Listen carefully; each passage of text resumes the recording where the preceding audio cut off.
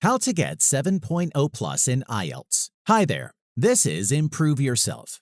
In today's video, we're going to talk about tips to learn IELTS. For those of you who don't know, IELTS is the International English Language Testing System, used for accessing your 4 different skills in English: listening, reading, writing, speaking. There are 2 types of IELTS, which are academic and general training. In this video, I'm going to talk about tips for learning IELTS Academic, since many international students want to attend overseas university using this kind of standardized test. Number 1. Utilize the Cambridge IELTS series. This series of learning IELTS is the most typical and easy-to-access source of learning. You can find tons of sample tests from listening and reading to speaking and writing. If you are a total newbie, I will recommend starting with the first book. But if you have already done some of the tests and feel quite familiar with it, you can choose the IELTS 3 or 4 to start. Number 2. Schedule a specific time to learn IELTS. To start learning IELTS yourself might be very intimidating at first, so this is what I recommend. Set yourself a 7-day challenge to learn IELTS for the first hour to create a habit of learning. After the first 7-day learning in 1 hour, you can increase gradually so you can adjust to it.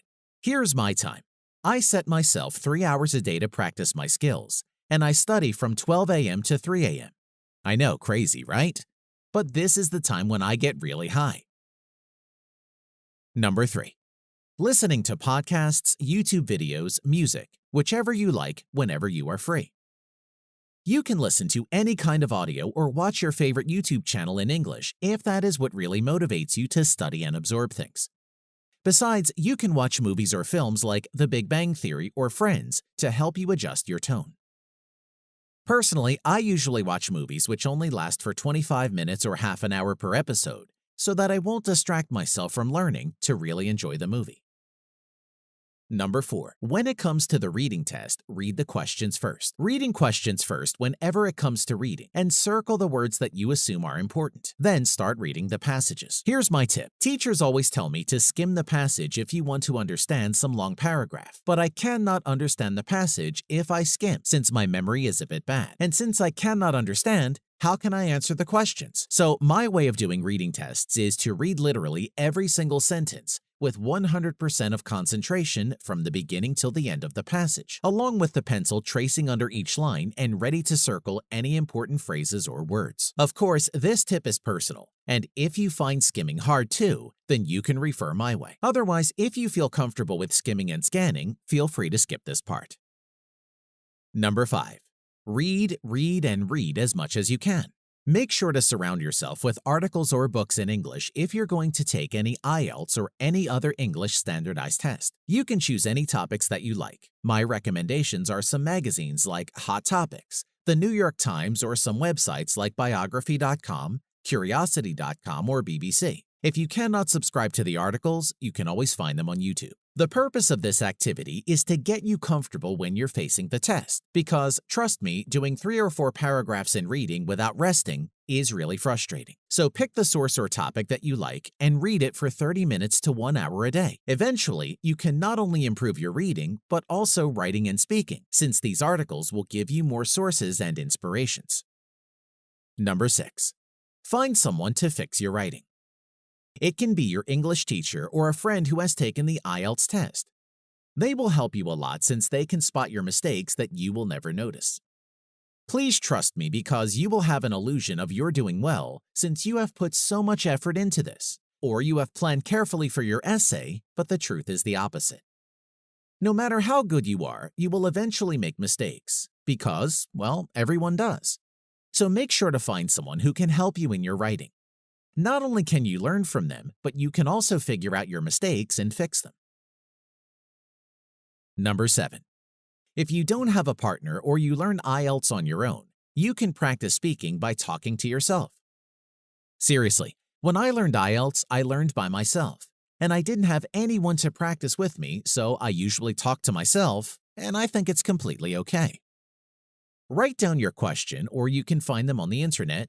Read them out loud, then practice answering as if you were in the real test.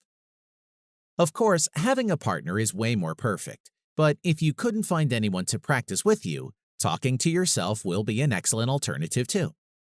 Don't be shy, just talk gradually and you will get used to it. Number 8. Set yourself a specific amount of workload to complete each day, so that you can see yourself making progress. As in my experience, I complete one essay, one reading, and one listening test per day.